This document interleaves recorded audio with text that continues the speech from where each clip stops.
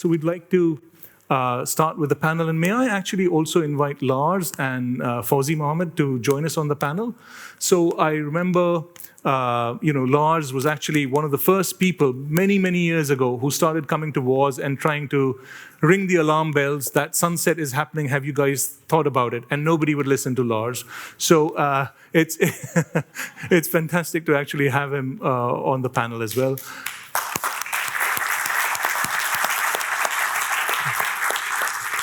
And again, Fawzy is from STC Kuwait, and they've just launched, the first network to actually launch 5G roaming with Proximus Belgium. So if you have any questions on VoLTE or 5G roaming, I doubt you can get a better panel than this. But if you have any questions, please go ahead. Please ask away. But in the meanwhile, also to set a little bit of context, the research that we've done in ROCCO about, opportunities, you can see here also most operators do actually recognize that IoT is really the main opportunity, for connected devices for IoT. Most of them think it's very important or important for IoT. Which are the main challenges for 5G SA roaming? Deployment constraints that. This is, again, what we spoke about. It's actually not that many networks actually have been deployed. And when you start to talk about 5G SA, most people are like, oh, that's not happening for some time. There are only about 40 networks that have even deployed it domestically. Talking about roaming, it's still far, far away. And what services are you currently working on? To Matthew's point, VoLTE is right up there. And still, because of what happened with sunsetting, it's now that VoLTE has really picked up and people are trying to deploy. And, 5G NSA is up there, but you can see 5G SA is really down there. And it's going to be a while before that starts to pick up. But if you have any questions on 5G or VoLTE, yes, we have a question from Brian. Thanks, guys. So my question is on VoLTE roaming. So we know 237 operators have VoLTE for the home, but maybe a fourth are doing VoLTE roaming. I realize that is accelerating. But nevertheless, there's still a lot of operators that are hesitant or just haven't quite committed.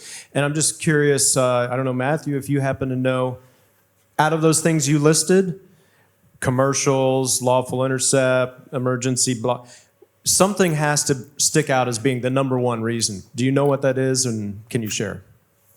Hi, is that working? Yeah, perfect. What we've tended to see when we've spoken to operators, and I guess is that? Yes. Yeah. I guess I'm talking both but wearing both hats. My hat of working for CK Hutch and also as part of IO. It's one of the challenges that operators have faced, or the teams working on VoLTE rollouts, is A, the focus and resource given to it to actually get it done. But secondly, the actual challenges around testing is being one of the biggest drivers. On the commercial front, I guess the delay has always been, why bother doing VoLTE? What's the actual value add of having VoLTE now? But I think I'd like to say that we're kind of overcoming that, and operators now realize the need for it. But I think that the testing piece, the complexity of testing, as I mentioned earlier, it's very time-consuming, costly. There are lots of features. I'm not a technical expert, but talking to our technical teams, there are a lot of features that either don't work properly or that still need to be resolved. Just recently, we had a call on service launching and testing for VoLTE through IO, and additional things came up on that call, either additional things or things that were existing, but people wanted to kind of raise those again. So I believe that testing is the biggest challenge, not for not launching, but for the delay in launching. I think this is a really good illustration, this chart that Dheeraj has put up. Operators are working and they are looking at VoLTE roaming, but it's not going fast enough. And it is because of the challenges on testing. That's the primary piece, I would say. And that together with some of the other elements, LI and short codes. I don't know if you have any. Yeah, I think you're right that testing is a challenge.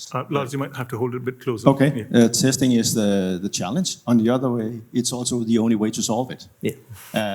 Because what we realized is that every test might have a different problem.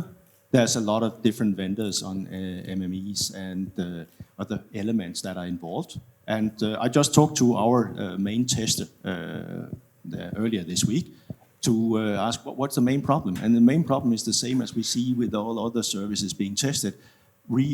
Bad configuration or wrong configuration that leads to retesting and retesting. But the only way to actually implement it is to do the testing and identify the problems.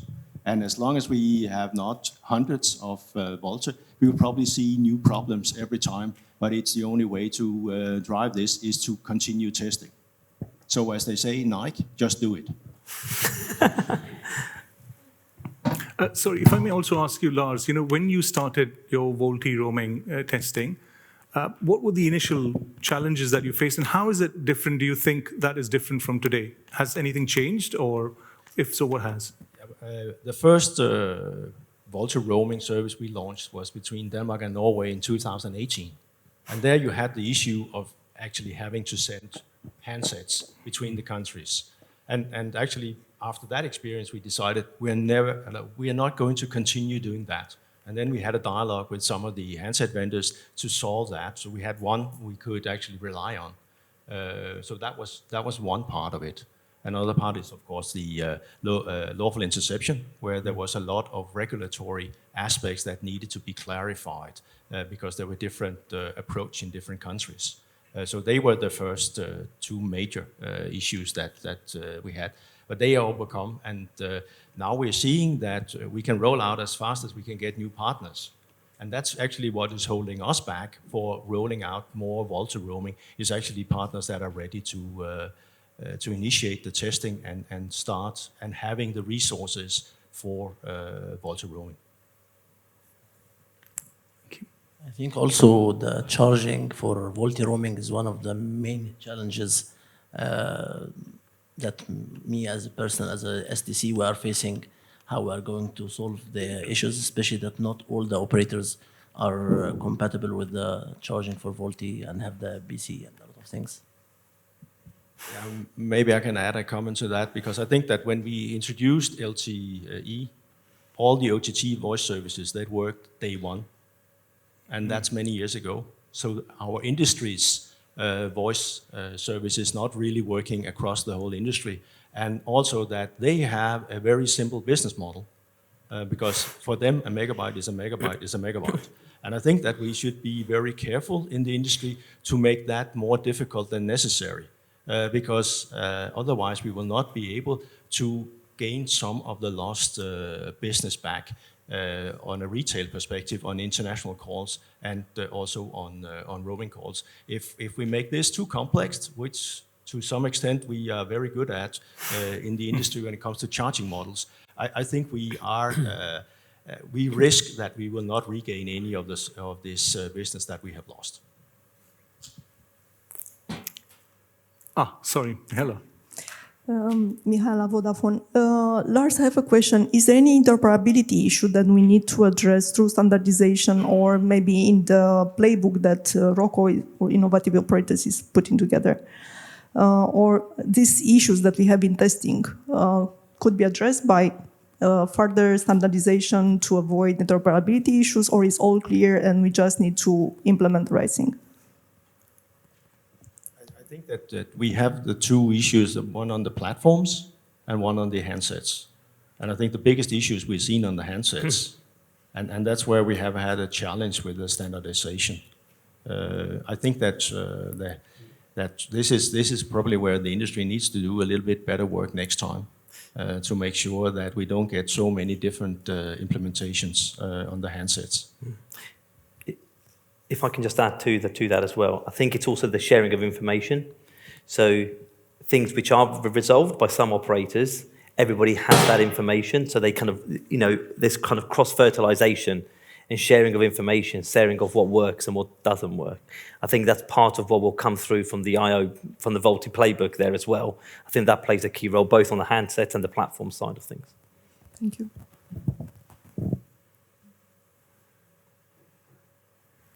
Annalie, up there.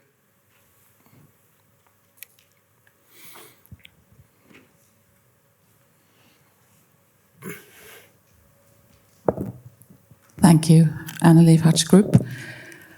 So what have we learned from Volta roaming and testing that we can apply in the 5G world? That's an excellent question. Just do it. Just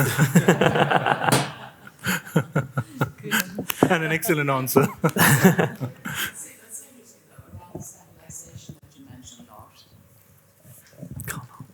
Thank you, Lars. So Lars, you mentioned about the standardization and handsets and so on. How can we ensure that we make the most of what we've learned actually now? I understand that we need to just do it, we need to do proof of concepts and trial and so on, but anything else that we can jointly communicate with vendors of various sorts? I mean, the 5G non-standalone, it works. I'm on 5G roaming right now. When it comes to the standalone, it's different, and I don't know what the experience is.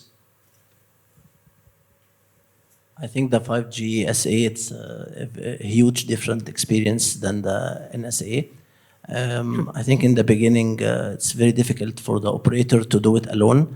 I think you need to involve some of the vendors like, we already have the trial with BICS, and also we are now currently testing with other vendors, so to have different experience. It's very difficult in the beginning to do it alone. You need to have someone to support you, and we succeed to have it for for the inbound roamers for Proximus Belgium, and currently we start preparation for testing also for our outbound roamers. The speed and the experience is extremely different. You need to try it yourself. Still, we are in the beginning, but I'm happy that we were the first to market. Currently, we have the inbound and we're testing outbound, and by next year, we are going to start a lot of tests for the 5G SA with other operators. If I can just add to that as well, I think one of the biggest learnings hearing that as well, and what others are saying at the moment, is start early. That was the biggest challenge with Volti roaming. The industry was very reactive to Volti roaming. I think it caught everybody on the back foot, and including the standardization or the standard setting, or maybe especially the standard setting in that respect. So I think start planning early, give it the resource and the time and the focus it needs. I think that's one of the big learnings from the Volti piece, as well as obviously all the technical learnings. If I may also take a stab at answering that question. So, I mean, personally, for me, it was quite a few light bulb moments. And one of the big ones was how, as an industry, as an MNO community, how weak we've become, where it was the Apples, the Samsungs, the one who were driving the agenda and not allowing people to launch because they weren't opening their handsets. And because we were not coordinated, we didn't have enough, even, bigger operators weren't being listened to. Forget about, we had quite a few small operators saying, they call, they try and talk to Apple, and they don't even listen. They don't even answer their calls. Forget about, trying to get or influence anything. And it's that thing kind of quite hit us that, these are big operators in the world, and they are now being held back by their vendors from launching these services because they have become so much stronger. And there's nobody can push them. And it's taken us a long time to kind of influence them and talk to them and get Apple actually moved before even Samsung did. The second thing was, and which is actually part of maybe a hackathon as well, how we're still doing things like we were doing 30 years back. And now that you have to do all these hundreds of launches all over together, it's almost impossible for a network who had thought that, well, roaming is done, we've launched roaming everywhere, we don't need these resources, everybody's moved on to roaming is now discount negotiations. So everybody's got many, many discount negotiators, but not so many people who actually know how roaming works and can launch services. So we really need to automate that and make that really, really efficient. The testing piece that, Lars, Fawzy, everybody talked about, having to send these handsets, things not working. We can't work like that previously. So I think in the 5G roaming lab is that, well, we're trying to do this and trying to figure out these lessons, how can we not repeat them and make sure we are engaging with all these parties well in advance so that we don't have the same issues. Last chance. Absolutely, yeah, Roberto. Thank you. So I take the last chance, yeah? So Roberto from Comphone. Actually, I don't have a question. This may be a request. Because I fully agree that sharing information is the most important piece here that we have to take care of. Leading the Kitron Hub, we are serving our customers with remote tests as well. So we are supporting opening VoLTE relations on Kitron Hub. We are growing our IREG team because of VoLTE. It's so many tests that we are having to perform right now. And we do have a lot of experience as well. So I wonder if the playbook of I/O could be also shared with Kitron Hub, because we are a roaming partner of our hub members.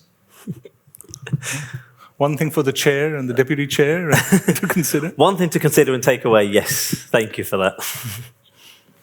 Great. If there are no further questions for the best panel you will have, then thank you very much. Thank you.